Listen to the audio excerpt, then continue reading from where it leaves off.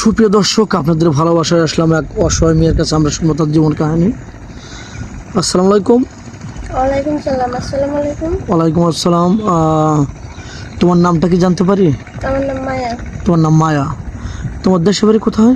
রংপুর। রংপুর। তোমার ফ্যামিলিতে কে কে আছে?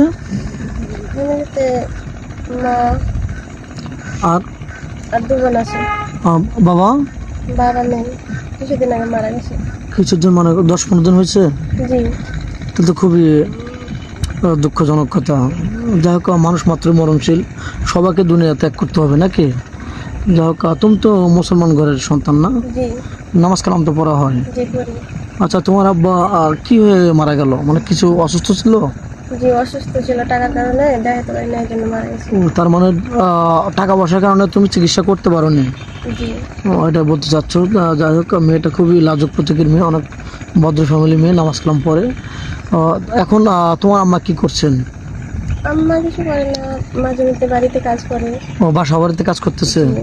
আর আমি টেলার্সে কাজ শিখতেছি, ওগুলোতে টুকটাক চলে। ও আচ্ছা, তুমি টেলার্সে কাজ শিখতেছো, মানে হয়তো ওখানে কাজ শিখে কিছু পারিশ্রমিক পাবে বা কিছু টাকা দেয়। তাতে মাসে কত টাকা পাবো? 3-4 হাজার, 5 হাজার? না, 2000। মাসিক 2,000 টাকা পাও। এটা দিয়ে তোমার সংসার চলে? কষ্ট হয় না? কষ্ট হয়, কিন্তু কি করবো, গরিব মানুষ, ওভাবে চালাতে হয়। ও মানে খুব কষ্ট করে চলতে হয়, খাইতে হয় নাকি? এখন আমাদের ক্যামেরার সামনে আছো, কোথায় তুমি জানতে পারলে যে আমাদের কাছে আসলে, আমাদের ক্যামেরার সামনে আসলে তোমার উপকৃত হতে পারে? এরকম বুঝতে পারলে কেমনে?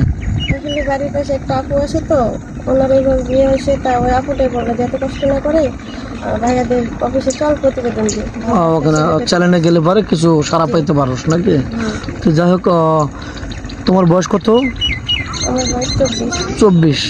আচ্ছা, তোমার বয়স 24, তোমার উচ্চতা কতটুকু? 5 ফিট কয় ইঞ্চি হবে? 4 ইঞ্চি? 4 ইঞ্চি। 5 ফিট 4 ইঞ্চি। তোমার উচ্চতা 5 ফিট 4 ইঞ্চি, তোমার বয়স হচ্ছে 24। অনেক কিউট একটা মেয়ে, খুব সুন্দর ভদ্র মেয়ে। তোমার সাথে কত বছর হলে পরে তোমার সাথে মেয়ে ছুট হবে তুমি মনে করো?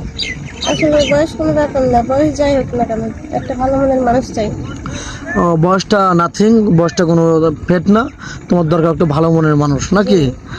ভালো মনের মানুষ বললাম, বুঝতে পারলাম, কিন্তু ভালো মন তুমি এটা কিভাবে বুঝবে আমাকে একটু সেটা তো বলবেন? বুঝতে পারবো না, কিন্তু ওরকম চাই আর কি।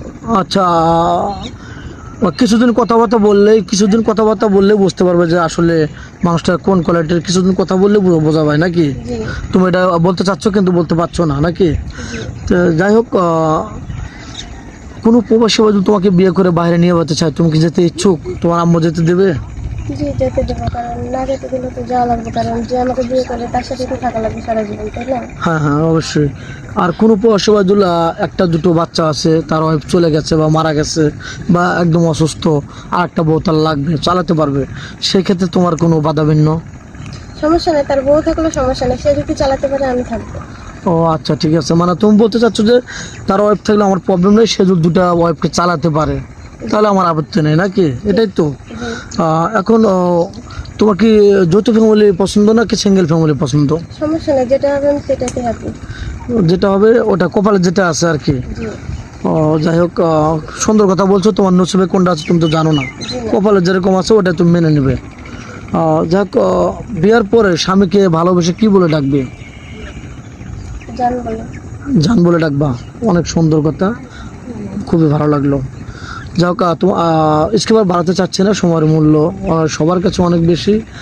আর 2-5 মিনিটের মধ্যে জীবন গল্প শেষ করা যায় না। তোমার ফোন নাম্বারটা স্ক্রিনে দিয়ে দাও। আমার কোনো ফোন নাই, গরিব মানুষ, এখনো ফোন কোথায় পাবো? এখনো ফোন কেন নেই না? জি না।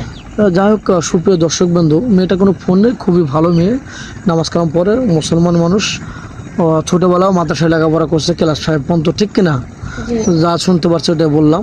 তো আমাদের নাম্বার দেওয়া থাকবে, মানে ইউটিউব চ্যানেল কর্তৃপক্ষের নাম্বার দেওয়া থাকবে, কেউ ভিডিও কল দেবেন না। ভিডিও কল দিলে ব্লক করতে বাধ্য হবো। ভালো থাকবেন, সুস্থ থাকবেন, এই বলে শেষ করে দিচ্ছি। আল্লাহ হাফেজ।